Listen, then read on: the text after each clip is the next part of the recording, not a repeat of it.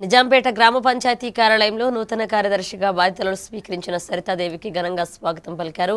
ఇదే సందర్భంగా బదిలీపై వెళ్తున్న మాజీ కార్యదర్శి నరసింహలను సర్పంచ్ చలమేటి నరేందర్, పాలకవర్గ సభ్యులు శాలువలతో సన్మానించారు.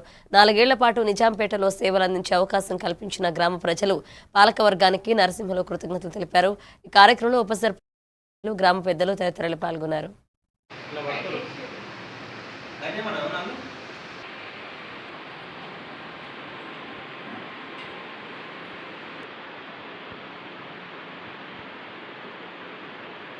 బదిలీలో భాగంగా నేను ఇక్కడ నుండి ట్రాన్స్ఫర్ కావడం జరిగింది.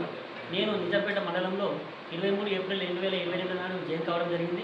4 సంవత్సరాల పాటు నిజాంపేట గ్రామంలో అందరి సహకారంతో నేను నా విధులను నిర్వహించాను.